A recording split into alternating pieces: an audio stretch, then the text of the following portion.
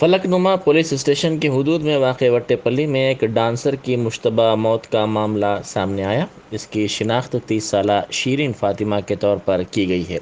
इत्तला मिलते ही police clues team के साथ वहां पहुंची और पुलिस ने पंचनामे के बाद नाश को पोस्टमार्टम के लिए दवाखाना उस्मानिया मुंतकिल कर दिया। ये खातून 7 बच्चों की माँ थी। कुछ दिन पहले ही खातून के शौहर का इंतकाल हो गया था, जिसके बाद से वो अपना घर चला रही थी। शीरीन फ़ातिमा की मां ने बताया कि फलकनुमा पुलिस ने इस सिलसिले में मुकदमा दर्ज कर लिया है। नानी कहाँ थे आप लोगों को कैसा मालूम हुआ? सामान जमाना हमारा नानी भी जाए आप अकेले मम्मी अकेले थे यहाँ पर घर में? पहले कहाँ रहते थे आप लोग? पहले कहाँ रहते थे? तो आपके पापा है? कितने भाई बहन है आप लोग? पूरे फैमिली वाली सब का पापा है आपके?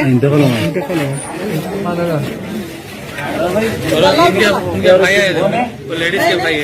दलाल बोल रहा पीछे कुछ भी नहीं हुआ, उन्होंने घोष खाते थोड़ी देर में जाओ बोले। अच्छा मकान रहे हो ना? नहीं हुनर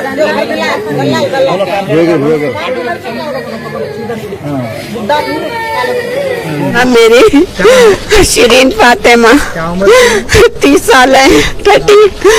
उनके 6 बेटियां हैं, एक बेटा 5 साल 5 महीने का है। अब मैं कैसा संभालूं बच्चों को,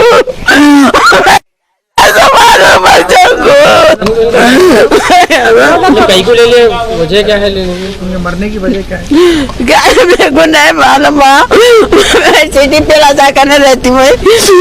सामान लाए घर में बोल के बोले 2-3 दिन वहाँ सामान ला के अम्मी मैं जमा के आती हूँ। सामान लाए जब से बच्चे मेरे करने से, तो इन्हों भी मेरे करने से। तो सुबह में क्या बोले अम्मी मैं सामान लेके जमा लेके आती हूँ। मैं टीना डाल दिए होंगे, मकानदार डालते बोले थे कमरे को। मैं सामान जमा के आती हूँ। 6 बज गए, आई 6 बजे के बाद में मैं बच्ची को भेजी, बड़ी को और मंजली को दोनों। तो बोले जाके देख के आ बेटे, सामान अकेले जमा ले रिशाद, तू देख के आ। बच्ची को भी बुखार आया, छोटी को लेके जाती आके बोली। मैं उन्होंने आके देखे था अंदर का दरवाजा भेड़े हुआ है, कहते ये दरवाजा भेड़े हुआ है, ये दरवाजा खोल के अंदर गए तो वो दरवाजा ढकलते चुनो पड़े हुए। कुछ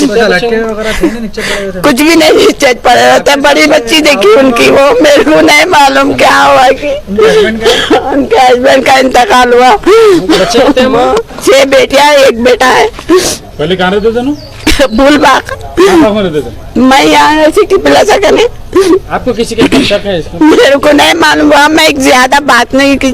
आते थे रहते थे मेरे कने, खाते पीते हंसते बोलते जाते थे बस। मेरे को और दूसरे कोई बातों से मतलब नहीं है मेरे को।